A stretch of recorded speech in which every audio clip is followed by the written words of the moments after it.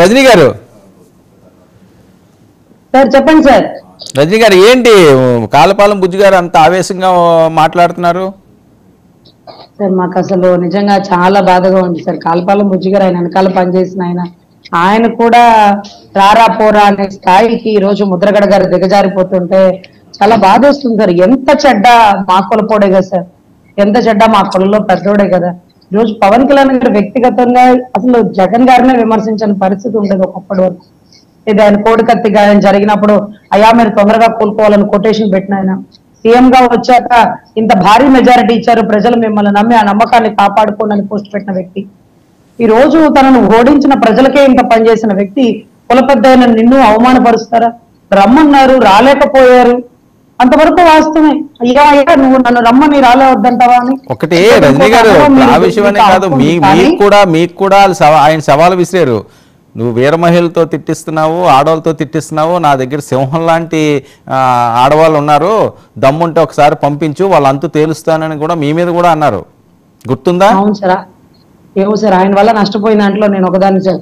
ఆ రిజర్వేషన్ కోసం చివరి వరకు పోరాడి మా రంగా గారి లాగా విరోచిత వీర శిల్పంగా ఉండాల్సింది ఆ యుద్ధం ఏదో మధ్యలో ఆపేసి ఆ ట్రైన్ తగలపెట్టకపోతే ఏ నిరాదీక్ష కూర్చుంటే జీవితాంతం గుండెల్లో పెట్టుకునే వాళ్ళు ఈరోజు జడ్జి అయ్యారంటే అరే రే పాప మా ముద్రగడ గారు ఆ రోజు అమరవీరులాగా అమరవీరులు అయిపోయారు. ఏది మా రిజర్వేషన్ కోసం, రాష్ట్ర అవతరణ కోసం ఒక పాపం ఒక అమరవీరు పొట్టి శ్రీరాములు గారండి. ఆయన పాపం ఒక వైశాఖ కులస్తులు. ఆ కులంలో అంత గొప్పగా కొట్లాటలు కత్తి యుద్ధాలు ఎవరు చేయరు పాపం, చాలా సామరస్యంగా ఉంటారు. మా కులం అంటే పౌరుషాలకి పల్నాడు గడ్డ లాంటిది కదా. మరి మా కులంలో పౌరులు వీరులు సూర్యులు వీళ్ళందరూ ఉద్యమాలు చేయకుండా ఈ రోజు ట్రైన్లు తగలబెట్టి మా రిజర్వేషన్ల మధ్యలో ఆపేసి ఈ రోజు ఏ రిజర్వేషన్ ఇస్తాడని జగన్మోహన్ రెడ్డి గారికి చెక్కభజన చేస్తూ ఈ రోజు ముద్రగడ రెడ్డి అని పేరు పెట్టుకున్నానంటే ఈ రోజు మేము మాట్లాడమా అండి? ఆయన వల్ల నష్టపోయాం. రిజర్వేషన్ కోసం ఎందుకు పోరాడారు? పోరాడే వీరులు ఎందుకు ఆపేశారు? మీరు అమరత్వం చెందైనా మాకు రిజర్వేషన్ తెచ్చుంటే మా కాపు బిడ్డలందరికీ మీరు ఈ రోజు తండ్రి సమానులు అయిపోయేవారే. ఈ రోజు రంగయ్య గారి బొమ్మకి దండ అయింది. ఏ పార్టీ రాజకీయ నాయకుడైనా రాజకీయం చేయలేడు కదా. అలాగే మీరు కూడా చరిత్రలో మిగిలిపోయేవారు.